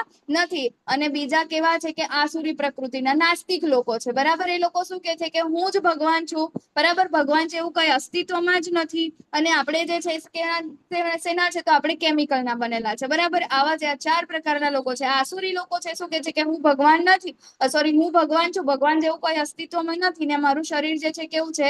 તો એ કેમિકલનું બનેલું છે, બરાબર? તો આવા 4 લોકો છે. કયા કયા? તો એક મૂર્ખ છે, પછી બીજા કેવા લોકો છે? અધમ લોકો છે, અને બીજું કે જે લોકોનું જ્ઞાન જે છે માયા વડે હરાઈ ગયું છે, અને ચોથા કેવા છે? તો આસુરી નાસ્તિક પ્રકૃતિના લોકો જે છે એ લોકો ભગવાનના શરણે જ થતા નથી, બરાબર? તો પેલા મૂર્ખ લોકો છે ને અહીંયા ગાડી આપણને આ સ્લાઇડમાં જોવાય છે. નેક્સ્ટ કરજો માતાજી. જે સ્લાઇડના અંદર આપણને જોવાય છે કે શું કહેવાય? આખો દિવસ, બરાબર, મજૂરી કરે છે, પરંતુ આખો દિવસ એનું આખું જીવન આમાં પૂરું થઈ જાય છે ને. સવારે ઉઠીને મજૂરી કરવી, ખાવું પીવું, સુઈ જવું, પતી ગયું, બરાબર? પછી બીજા કેવા છે? અધમ લોકો છે, બરાબર ને? એ લોકો શું કરે છે? કે શું કહેવાય? ત્યાં આગળ આસુરી પ્રકૃતિ, મતલબ શું કહેવાય? કે મનુષ્ય કહેવાના જ લાયક નથી, બરાબર? એવા લોકો છે જે કે રાવણ ને બધા છે, હે ને? પછી જે ત્રીજા જે છે, હે ને, કે જે લોકોનું જ્ઞાન કેવું છે? માયા વડે હરાઈ ગયું છે. એ લોકોને લાગે છે કે હું બહુ જ્ઞાની છું, બટ એ લોકો એટલા જ્ઞાની હોતા નથી. એકચ્યુઅલ જ્ઞાન જે છે શું છે? ભગવાન વિશેનું જ્ઞાન, એ જ જ્ઞાન છે. એનાથી ઉપર તો બીજું કોઈ જ્ઞાન છે જ નથી, બરાબર? પરંતુ એ લોકોનું એ જ્ઞાન હોતું નથી. અને ત્રીજા જે છે કેવા છે? આસુરી નાસ્તિક પ્રકૃતિના છે, બરાબર ને? કે છે કે હું જ ભગવાન છું, હે ને? તો અહીંયા ગાડી આપણને ખબર છે જગાય અને મધાય, હે ને કેટલા અગણ્ય એ લોકોએ અપરાધ કર્યા હતા, બરાબર. તો એવા જે આ ઉદાહરણો છે કે જે આ 4 પ્રકારના લોકો જે છે એ કોઈ પણ કારણે, બરાબર, કોઈ પણ રીતે ભગવાનના શરણે જતા નથી, કે બરાબર. ઘણા બધા પાપ કરે છે, અધમ લોકો શું કરે છે, પાપી હોય છે, પાપ કર્યા કરે છે, બરાબર. તો એ લોકો ભગવાનના શરણે જતા નથી. એટલે 4 લોકો કયા કયા? મૂર્ખ લોકો, પછી જે લોકો બહુ જ્ઞાની છે, અને કે જે લોકોનું જ્ઞાન જે છે માયા વડે હરાઈ ગયું છે. પછી ત્રીજા કયા? અધમ, બરાબર, કે જે લોકો બહુ પાપી છે તે. અને ચોથા કયા છે? નાસ્તિક જે છે, હે ને. તો આવા જે 4 પ્રકારના લોકો જે છે એ ક્યારે ભગવાનના શરણે, ભગવાનને એ લોકો પ્રાપ્ત કરી શકતા નથી. પરંતુ 4 પ્રકારના લોકો એવા છે કે જે પુણ્યશાળી છે, બરાબર. અને એ પુણ્યશાળી લોકો જે છે એ શું થાય છે? ભગવાનના શરણે જાય છે, બરાબર. 4 પ્રકારના લોકો ભગવાનના શરણે જતા નથી, અને 4 પ્રકારના લોકો જે છે ભગવાનના શરણે જાય છે. તો કયા કયા? તો એના અંદર કે છે, બરાબર, કે દુઃખી, અર્થાર્થી, જિજ્ઞાસુ અને પરમ સત્યની જ્ઞાનની શોધમાં, બરાબર, કે જ્ઞાની, બરાબર ને. તો આપણને ખબર છે કે 4 જ કારણ હોય કે જેના કારણે આપણે ભગવાનના શરણે જતા હોઈએ. મોસ્ટલી લોકોનું કારણ શું હોય? દુઃખી હોય, બરાબર. દુઃખી હોય અને અર્થાર્થી, 2 કારણ સૌથી વધારે મળે. કે આપણા જીવનના અંદર હવે કાંઈ જ બાકી નથી રહ્યું, આ રસ્તો પતી ગયો, આ રસ્તો પતી ગયો, કોઈ જ નથી, હે ને. ત્યારે આપણે શું કરીએ છીએ? ભગવાનને યાદ કરીએ છીએ કે હવે તો ભગવાન તું જ છે, કે મારું કોઈ નથી આ જીવનના અંદર. હવે તો મારી બધી શક્તિઓ હવે પૂરી થઈ ગઈ છે. હવે હું મારા હાથ પગ હલાવવાના લાયક પણ નથી. હવે જે છો એ તમે જ છો, તમારા શરણે છું, બરાબર. તો એ કેવા છે? દુઃખી લોકો. પછી બીજું છે અર્થાર્થી. અર્થાર્થી એટલે કે જે લોકોને કંઈક જોઈએ છે, જાય છે ને ભગવાનની પાસે કે હે ભગવાન, મારું શું કહેવાય, મારો બંગલો બની જાય, મારા છોકરાઓના લગ્ન થઈ જાય, બરાબર, મારું કરિયર સારું થઈ જાય, કે પછી મારા બિઝનેસના અંદર આમ થઈ જાય, તેમ થઈ જાય. તો કંઈક માંગવાની ઈચ્છાથી, કંઈક મેળવવાની ઈચ્છાથી ભગવાનની પાસે જાય છે, બરાબર ને. તો એવા લોકો આપણને ખબર, મોસ્ટલી આપણે જેટલી બધી પણ પૂજા અને અર્ચના ને બધું કરીએ છીએ, શેના માટે કરીએ છીએ? કે આ કરવાથી આવું થાય, આમ કરવાથી આવું થાય, ફૂલ ચડાવીએ તો આમ થાય, આવું કરીએ તો આવું થાય, બરાબર. એટલે કંઈક મેળવવાની આપણને ઈચ્છા છે, એવા અર્થાર્થી. પછી બીજા છે જિજ્ઞાસુ, બરાબર. ત્રીજા નંબરે આવે છે જિજ્ઞાસુ, એટલે કે એ લોકોને કંઈક જાણવાની ઈચ્છા છે કે ભાઈ ચાલો ને ઇસ્કોન મંદિરમાં શું થાય છે.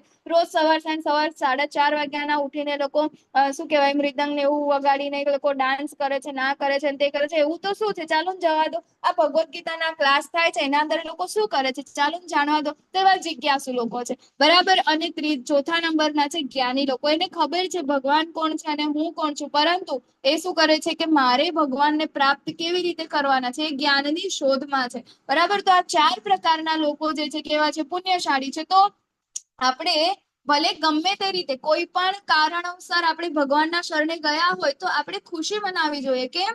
કારણ કે ભગવાને કીધું છે આ કેવા છે? પુણ્યશાળી છે. પુણ્ય કર્યા હોયશું તો જ આપણા અંદર આ કારણ આવશે, અને તો જ આપણે ભગવાનના શરણાગત થઈશું, બરાબર. એના સિવાય આપણે ભગવાનના શરણાગત થઈશું નહીં, બરાબર. તો 4 પ્રકારના લોકો છે: દુઃખી, અર્થાર્થી, જિજ્ઞાસુ અને જ્ઞાની, કે જે કેવા છે? પુણ્યશાળી છે અને ભગવાનને શરણાગત થાય છે, બરાબર. તો દરેક સુકૃતિના આપણે ઉદાહરણ જોઈએ તો અહીંયા આગળ ગજેન્દ્ર મોક્ષનું છે, બરાબર. તો ગજેન્દ્ર મોક્ષને કયું આવે? બોલો તમે લોકો, મને જવાબ આપો. કયા ઉદાહરણમાં આપણે એમને મૂકીશું ગજેન્દ્ર મોક્ષને? હરે કૃષ્ણ. અવાજ તો આવે છે ને મારો?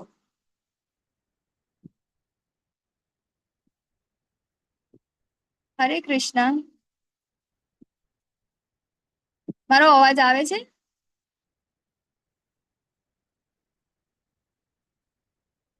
હરે હા કૃષ્ણ. માતાજી આવે. હરે કૃષ્ણ આવે છે માતાજી, પણ અનમ્યુટ નહીં થાય બધાથી. ઓકે ચાલુ ઓકે કરી દો. Okay okay okay okay. 1 minute, ચાલુ કરી દો. થઈ ગયું માતાજી, હવે બધા કરીશ. ઓકે, હા, હવે તમે બોલી શકશો ને. ચલો, આ પહેલું જે છે આપણને ચિત્રમાં જોવાય છે, બરાબર. ગજેન્દ્ર મોક્ષ છે. એ કયા કારણોસર ભગવાનને શરણાગત થયા હતા? બોલો, કોણ બોલશે? જોવાય તો છે ને બધાને? માતાજી સ્ક્રીન નથી જોવાતી લાગે. ઓકે, ચાલો તો આપણે બોલી જઈએ, બરાબર. ગજેન્દ્ર મોક્ષ જે છે, ભલે સ્ક્રીન ના દેખાતી હોય, આપણને તો ખબર હોય ને, બરાબર. ગજેન્દ્ર મોક્ષ જે છે એ કયા કારણોસર ભગવાનને શરણાગત થયા હતા? વેલુબા પ્રભુજી બોલો.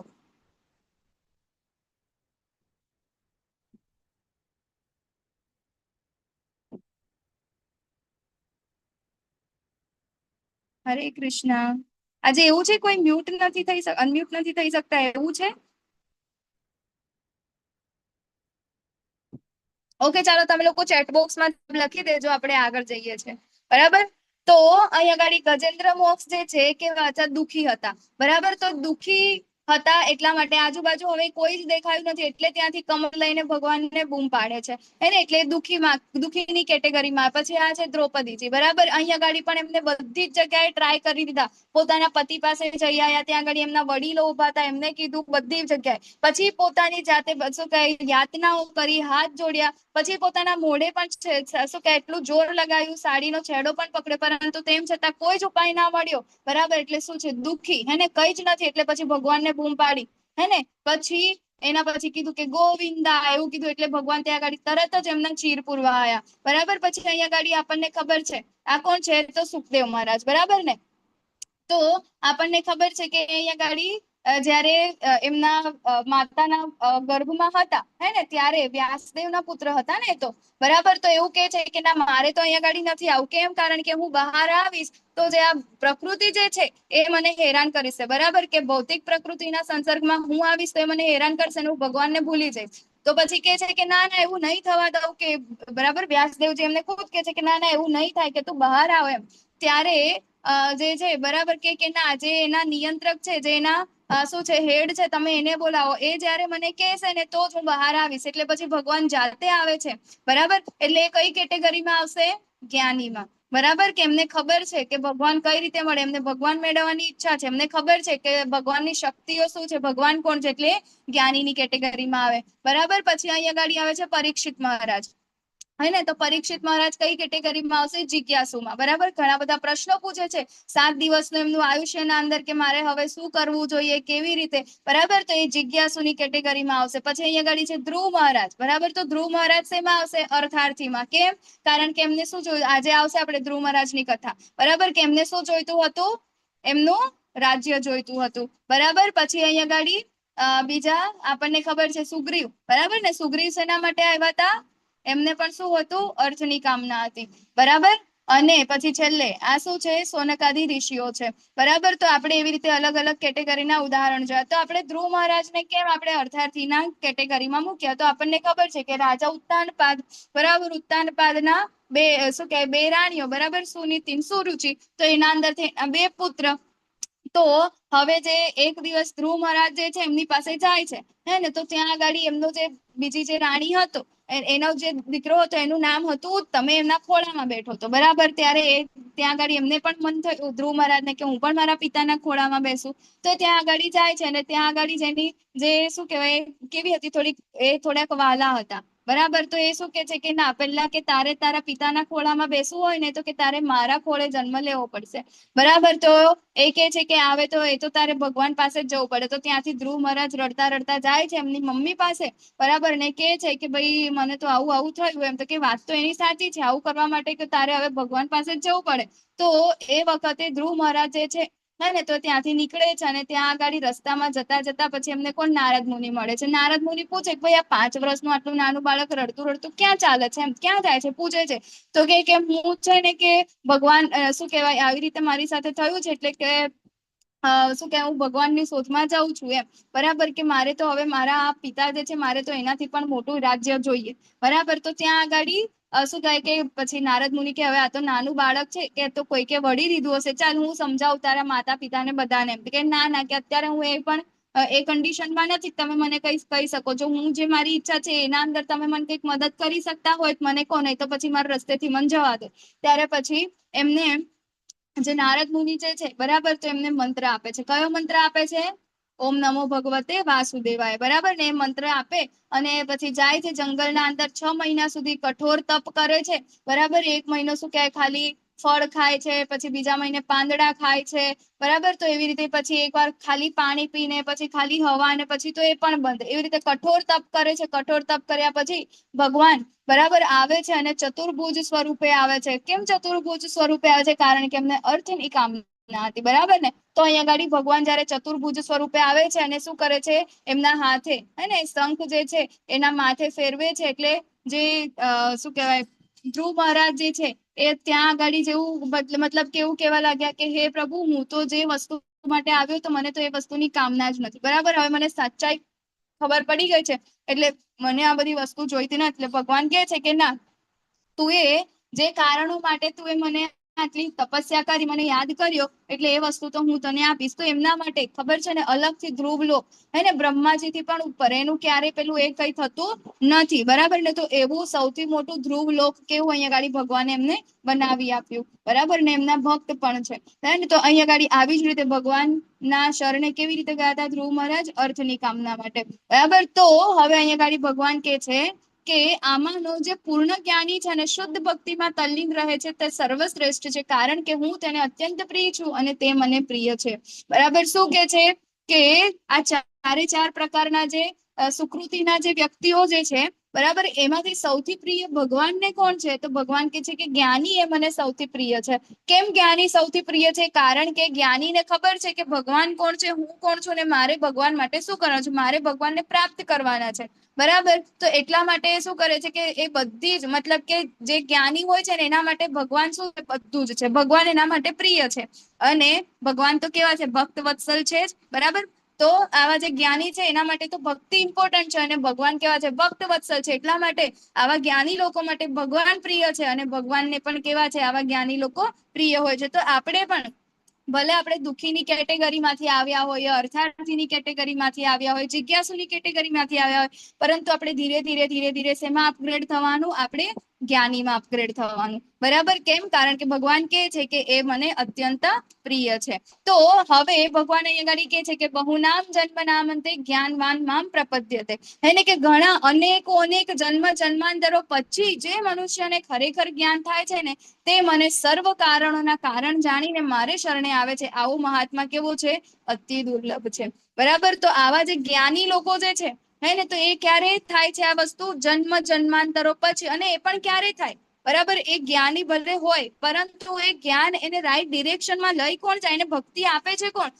તો એ છે પ્રામાણિક ગુરુ. બરાબર, કે જે પરંપરાના અંદર આવતા હોય, પ્રામાણિક હોય, કે જે ભગવાન કૃષ્ણ પાસે સુધી આપણને પહોંચાડે. જો એના અંડરમાં એ જયારે જ્ઞાન લે છે ત્યારે શું થાય છે કે આવું જે વ્યક્તિ જે છે કે જેને ગુરુ પણ પ્રાપ્ત થઈ ગયા છે, એ પણ પ્રામાણિક ગુરુ પ્રાપ્ત થઈ ગયા છે, જે ભગવાનને પ્રેમ કરે છે, તો આવું જે વ્યક્તિ જે છે એ કેવો હોય છે?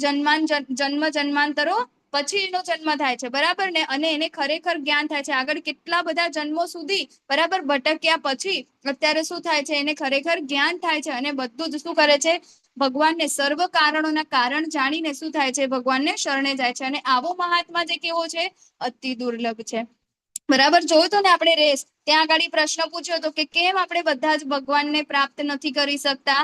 એનું કારણ આ છે. બરાબર, કેમ? કારણ કે આપણે ઘણા બધા જન્મોથી આપણે શું કરીએ છીએ? ત્યાં આગળ અટકી જઈએ છીએ. તો આપણે ઇમ્પોર્ટન્ટ શું છે? આપણે યોગ્ય ઉપાય દ્વારા પ્રેક્ટિસ કરવાની છે. યોગ્ય ઉપાય એટલે શું? કે આપણે કોઈ પ્રામાણિક ગુરુના અંદરમાં રહીને, કોઈક શું કહે પરંપરાના અંદરમાં રહીને આપણે જયારે ભગવાનની ભક્તિ જે રીતે આપણને એ લોકો આપે છે, એ રીતે આપણે જયારે આગળ વધીશું ત્યારે શું થશે? આપણે પણ ભગવાનના પ્રિય બનીશું, અને ત્યારે જ આપણે ભગવાનના શરણાગત થઈ શકીશું. તો ભગવાન કહે છે કે મને પૂર્ણ રીતે નહીં જાણનારા બુદ્ધિહીન મનુષ્ય માને છે કે હું પૂર્ણ પુરુષોત્તમ પરમેશ્વર કૃષ્ણ પહેલા નિરાકાર હતો અને હવે મેં આ વ્યક્તિત્વને ધારણ કર્યું છે. તેમના અલ્પ જ્ઞાનને કારણે તેઓ મારી અવિનાશી અને સર્વોપરી પ્રકૃતિને જાણતા નથી. બરાબર, ઘણા બધા લોકો કહે છે કે ભગવાન કેવા છે?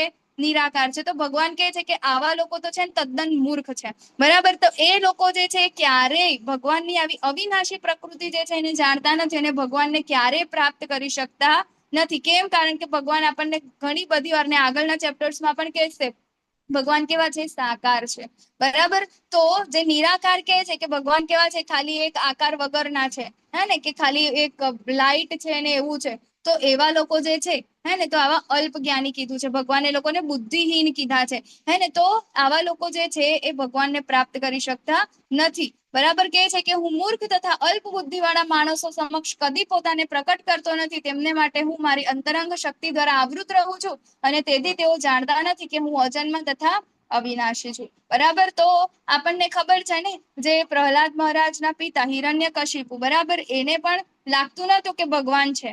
બરાબર. પછી ભગવાને આગળ પણ કેટલા બધા લોકોને શું કહેવાય આપણે જોઈએ છીએ ને કે દુર્યોધનને બરાબર એને પણ બતાવ્યું હતું પોતાનું જે શું કહેવાય મિની વિશ્વરૂપ દર્શન એમને કરાવ્યું હતું, પરંતુ એ લોકો એમની સાથે રહીને પણ એ જે ભગવાન છે એને ભગવાન માનવા માટે તૈયાર નતા. તો આવા લોકો કેવા છે તદ્દન મૂર્ખ છે, અલ્પ બુદ્ધિ વાળા છે. ત્યારે એમની સામે ભગવાન ક્યારેય પોતાની જાતને પ્રકટ કરતા નથી. બરાબર. એટલે શું કે છે ભગવાન એમની અંતરંગ શક્તિ દ્વારા આવૃત રહે છે. બરાબર. અને તેટલા માટે જ તે લોકો નથી જાણતા કે અજન્મા અને અવિનાશી છે ભગવાન. એટલે ભગવાન વિશે લોકો ક્યારેય જાણી શકતા નથી. ભગવાન વિશે જાણી નહીં શકે તો શું થશે? એ લોકોને અંદર શ્રદ્ધા જ નહીં આવે અને ક્યારે એ લોકો ભગવાનને શરણાગત ભગવાનને પ્રાપ્ત કરી શકશે નહીં. તો અહીંયા ગાડી કહે છે ભગવાન કે હે અર્જુન, પૂર્ણ પુરુષોત્તમ પરમેશ્વર તરીકે હું જે કંઈ ભૂતકાળમાં થયેલું, જે વર્તમાનમાં થઈ રહ્યું છે અને જે હવે થવાનું છે તે બધું જ જાણું છું. હું સર્વ જીવોને જાણું છું, પરંતુ મને કોઈ જાણતું નથી. ભગવાન કહે છે કે હું શાશ્વત છું. બરાબર. અજન્મા છે ભગવાન, અવિનાશી છે. તો અહીંયા આગળ જે કાંઈ પણ થઈ રહ્યું છે, અનંત બ્રહ્માંડના સ્વામી જેટલા પણ બ્રહ્માંડ જે છે ભગવાનના અંદરથી આવી રહ્યા છે. બરાબર. બે શક્તિઓ વિશે એમને કહી દીધું. આપણી આજુબાજુ જેટલું પણ ચલાયમાન છે, અચલાયમાન છે, જેટલું પણ છે એ બધું જ ભગવાનના અંદરથી આવે છે. એનો મતલબ શું થયો કે આ બધાને શું કહેવાય, બધાનો સ્ત્રોત જે છે, આદિ સ્ત્રોત જે છે એ ભગવાન છે. એટલા માટે શું છે, ભગવાન બધું જાણે છે, પરંતુ ભગવાન વિશે કોઈ જાણી શકતું નથી. ઇવન દેવી દેવતાઓ પણ ભગવાન વિશે જાણી શકતા નથી. કેમ? કારણ કે દેવી દેવતાઓ પણ શું છે, ભગવાનની અંદર એ લોકો કામ કરે છે. બરાબર. આગળ આવશે. તો જે મનુષ્યોએ પૂર્વ જન્મમાં તથા આ જન્મમાં પુણ્ય કર્મો કર્યા છે અને જેમના પાપ કર્મો સમૂળના નષ્ટ થયા છે, તેઓ મોહના દ્વંદ્વોથી મુક્ત થઈ જાય છે અને મારી સેવામાં દ્રઢ નિશ્ચયપૂર્વક પરોવાઈ જાય છે. તો જેટલા પણ લોકો છે, બરાબર, અત્યારે આ ભગવદ્ ગીતાનું શ્રવણમ કરી રહ્યા છે, માળા કરી રહ્યા છે, કે ભગવાનને સેન્ટરમાં રાખીને કાર્ય કરી રહ્યા છે, તો એ બધા જ લોકો કેવા છે?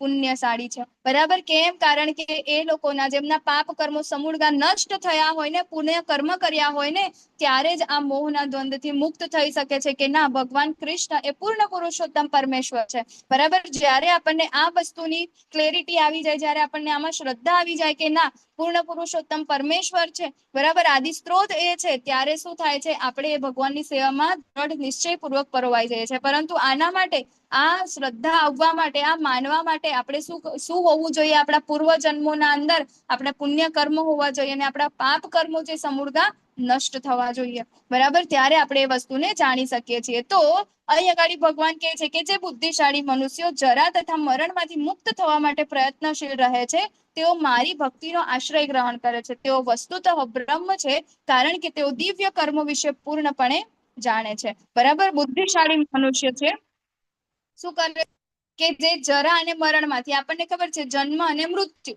બરાબર, અહીંયા ગાડી આપણા ભૌતિક પ્રકૃતિના અંદર કે જે ભૌતિક જગત છે એના અંદર 4 દુઃખ છે: જન્મ, મૃત્યુ, જરા અને વ્યાધિ.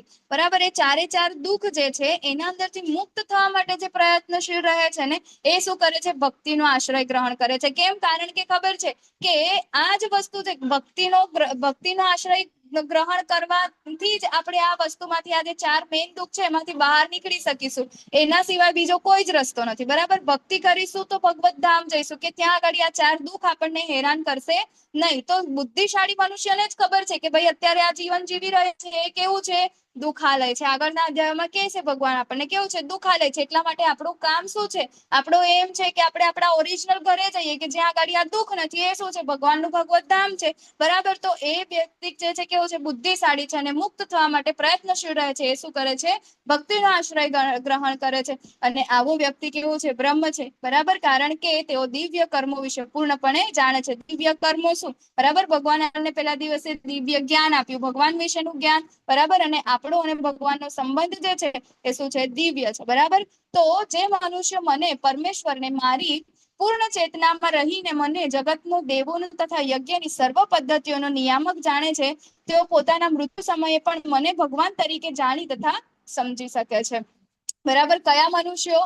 કે જે ભગવાનને પૂર્ણ ચેતનામાં રહીને ભગવાનને એટલે કે આદિ સ્ત્રોત માને છે. બરાબર. ભગવાન શ્રી કૃષ્ણને શું માને છે? કે પૂર્ણ પુરુષોત્તમ પરમેશ્વર તરીકે જ્યારે જેને જાણે છે, બધી જ વસ્તુઓ જે કાંઈ પણ થઈ રહ્યું છે એ કોના કારણે થઈ રહ્યું છે, એના નિયામક જેને જાણે છે, બરાબર ને, એ કયા હોય છે? એ પોતાના મૃત્યુ સમયે પણ ભગવાન તરીકે જાણી તથા સમજી શકે છે. તો મૃત્યુ સમયે, બરાબર, મૃત્યુ સમયે આપણે ભગવાનને યાદ કરવા હોય તો શું કરવું પડે? તો આપણે અત્યારથી શું કરવું પડે? પ્રેક્ટિસ કરવી પડે, બરાબર ને? તો મૃત્યુ આપણે કેમ આ બધી કેમ ભક્તિ કેમ કરવાની છે? કારણ કે આપણને મૃત્યુ સમયે આપણે શું કરવું છે? ભગવાનને યાદ કરવા છે. મૃત્યુ સમયે આપણને ભગવાન યાદ આવશે તો આપણે ભગવત ધામ જઈશું ને, નહીં તો એના રહી જઈશું. ભરત મહારાજની કથા આપણે જોઈ હતી, બરાબર. ભરત મહારાજે છેલ્લે શું કર્યું હતું? પેલા હરણનું ચિંતન કર્યું હતું, તો હરણનો બર્થ મળ્યો હતો. તો આપણે શું કરવાનું છે? કોનું ચિંતન કરવાનું છે? ભગવાનનું ચિંતન કરવાનું છે. તો એ ચિંતન કરવા માટે શું કરવું પડશે? આપણે પ્રેક્ટિસ કરવી પડશે. એ પ્રેક્ટિસ આપણે અત્યારથી ચાલુ કરવી પડશે, બરાબર ને? તો જ આપણે જે આપણું મરણ છે એ વખતે આપણે ભગવાનને પ્રાપ્ત કરી શકીએ છીએ, બરાબર. તો અહીંયા આગળ અધ્યાય 7 જે છે આપણું કમ્પ્લીટ થાય છે, બરાબર. કૃષ્ણ વિશે જ્ઞાનનો મહિમા, ભગવાન કૃષ્ણનું શક્તિઓનું જ્ઞાન, ભગવાન કૃષ્ણને શરણાગત, બરાબર. દેવી દેવતાઓની પૂજા અને વ્યક્તિત્વવાદ આપણે જોયું કે ઘણા બધા લોકો જે છે શું કરે છે? દેવી દેવતાઓને પૂજે છે. કેમ? કારણ કે એમને ભૌતિક વસ્તુઓની એમને શું હોય છે? આકાંક્ષા હોય છે, બરાબર. કંઈક ને કંઈક મને જોઈએ છે, પરંતુ એ લોકો એ નથી જાણતા. આવા જે લોકો જે છે ભગવાન એમને શું કે છે? અને અલ્પ બુદ્ધિ વાળા ગણે છે. અલ્પ બુદ્ધિ વાળા કેમ ગણે છે? કારણ કે જે દેવી દેવતાઓની પૂજા કરે છે, બરાબર ને, તો એ લોકો દ્વારા અપાતા ફળ બી કેવા છે? અલ્પ હોય છે. કેમ અલ્પ હોય છે? એ લોકો શાશ્વત નથી. કેમ? કારણ કે એ જે કાંઈ પણ જે છે દેવી દેવતાઓ જે છે ને, જ્યારે પ્રલય આવે છે, બરાબર, ત્યારે એ લોકોનો પણ નાશ થતો હોય છે. તો એ લોકો વિશે, એ લોકો પાસેથી મળતા ફળ બી કેવા છે? એ પણ કેવા હોય છે? એ પણ આપણે નાશ થઈ શકે છે, બરાબર. તો એ પણ કેવા હોય છે? શાશ્વત નથી હોતા. તો એ પણ કેવા હોય છે? અલ્પ હોય છે. એટલા માટે એ લોકો પાસેથી મળતા ફળ કેવા હોય છે? ભૌતિક હોય છે. અને જે બધી વસ્તુ ભૌતિક હોય છે એનો નાશ તો કેવો છે? થવાનો જ છે, બરાબર. એમ બીજી વસ્તુ ભગવાન એ લોકો માટે એવું કહે છે કે જે દેવી દેવતાઓની પૂજા કરે છે ને, તો દેવી દેવતાઓની પૂજા કરવા માટેનું જે કહેવાય પરમિશન છે ને, એ પણ હું જ આપું છું, બરાબર. અને દેવી દેવતાઓને પણ જે કઈ માંગે છે, બરાબર, જે વરદાન માંગે છે કે ફળ માંગે છે, એ ફળ આપવા માટે પણ એ શક્તિ કોણ આપે છે?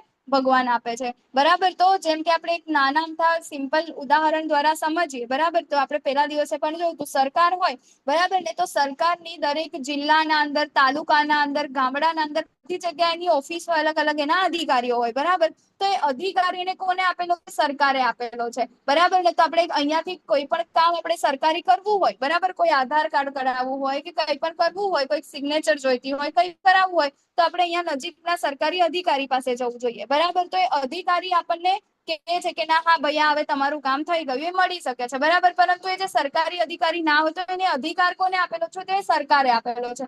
તો એવી રીતે આપણે દેવી દેવતાઓ પાસે જે કાંઈ પણ વસ્તુ માંગીએ છીએ, એ બધી જ વસ્તુ કોની પાસેથી મળેલી છે? એમને ભગવાન પાસેથી મળેલી છે, બરાબર. તો અહીંયા ગાડી એ વસ્તુ આપણે ના કરવી જોઈએ કે ભગવાનને અને દેવી દેવતાને સમાન માનવા જોઈએ, નહીં. એ સમાન નથી, બરાબર. વિષ્ણુ તત્વ એ અલગ છે અને દેવી દેવતાઓ અલગ છે. તો અહીંયા ગાડી